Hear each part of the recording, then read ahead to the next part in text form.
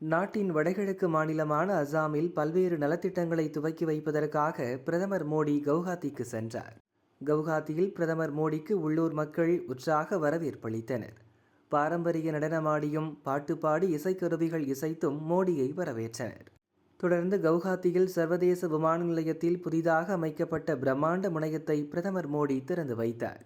இந்நிகழ்ச்சியில் மத்திய சிவில் விமான போக்குவரத்து அமைச்சர் ராம்மோகன் நாயுடு, அசாம் முதல்வர் ஹிமந்தா உள்ளிட்டோர் பங்கேற்றனர். பிரதமர் மோடிக்கு அசாம் முதல்வர் ஹிமந்தா அசாமின் பாரம்பரியத்தை விளக்கும் வகையிலான நினைவு பரிசு வழங்கி கௌரவித்தார். தொடர்ந்து நிகழ்ச்சியில் பிரதமர் மோடி பேசினார். அசாமின் வளர்ச்சியில் பாஜக தலைமையிலான இரட்டை எஞ்சின் அரசாங்கம் மிகுந்த அக்கறை கொண்டுள்ளது. ஒரு மாநிலத்திற்கு உள்கட்டமைப்பு மேம்பாடு எவ்வளவு அவசியம் என்பதை அரசு உணர வேண்டும். இதற்கு முன் மத்தியிலும் மாநிலத்திலும் ஆண்ட காங்கிரஸ் ஆட்சியாளர்கள் வடகிழக்கு வளர்ச்சி பற்றி சிந்தித்ததே கிடையாது. வடகிழக்கு மாநிலங்களுக்கு சாலை எதற்கு என்றனர். இங்கு ரயில்வே போக்குவரத்தை விரிவுபடுத்த எந்த நடவடிக்கையும் எடுக்கவில்லை. இங்கு விமான நிலையம் எதற்கு என்ற எண்ணத்தில்தான் இருந்தனர். ஆனால் பாஜக ஆட்சியில் வடகிழக்கு மாநிலங்கள் மிகப்பெரிய வளர்ச்சியடைந்துள்ளன. தரமான சாலைகள் போடப்பட்டுள்ளன. விமான நிலையங்கள் மேம்படுத்தப்படுகின்றன. நாட்டின் பிற பகுதிகளுடன் ரயில் போக்குவரத்து இணைக்கப்பட்டு விரிவுபடுத்தப்பட்டுள்ளது. இங்குள்ள மக்களின் வாழ்வாதாரம், பொருளாதார மேம்பாட்டிற்கு அரசு நடவடிக்கை எடுத்துள்ளது. நாட்டின் பிரிவினையின் போது அசாமை ஒருங்கிணைந்த வங்காளம் அல்லது கிழக்கு பாகிஸ்தானின் ஒரு அங்கமாக மாற்ற முஸ்லிம் லீக்கும் பிரிட்டிஷ் ஆட்சியாளர்களும் சதி செய்தனர். இந்த சதி திட்டத்திற்கு காங்கிரஸ் துணை போனது. அவர்கள் அசாமின் அடையாளத்தை அழிக்க முயன்றனர்.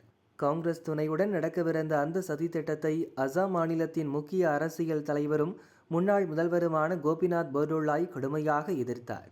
மாநிலத்தின் முதலமைச்சரான அவரது உருவச்சிலையை திறந்து வைத்ததில் மகிழ்ச்சி. அசாமில் பிரம்மபுத்திரா நதி இடைவிடாமல் பாய்வது போல பாஜக ஆட்சியில் மாநிலத்தின் வளர்ச்சி பணிகள் தங்குதடையின்றி தொடர்ந்து நடக்கின்றன. இந்த மாநிலத்தின் அடையாளத்தை காப்பதில் பாஜக முக்கிய பங்காற்றுகிறது.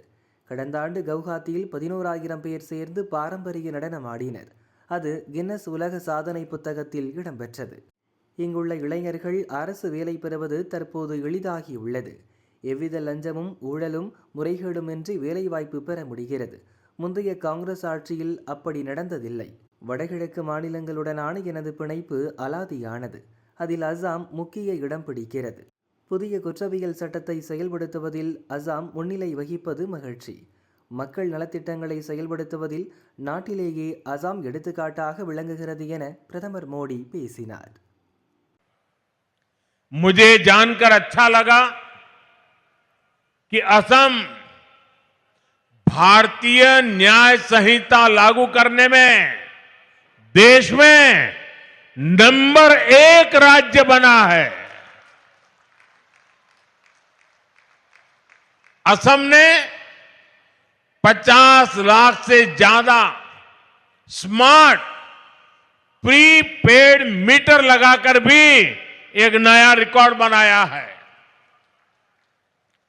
कांग्रेस के समय में असम में बिना पर्ची, बिना खर्ची के सरकारी नौकरी मिलना असंभव था. लेकिन आज यहां हजारों युवाओं को बिना पर्ची, बिना खर्ची नौकरी मिल रही है.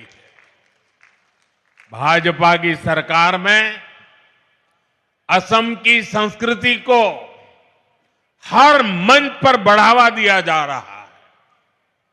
मैं भूल नहीं सकता जब पिछले साल 13 अप्रैल को गुवाहाटी स्टेडियम में 11,000 से ज्यादा कलाकारों ने एक साथ बिहू नृत्य किया था.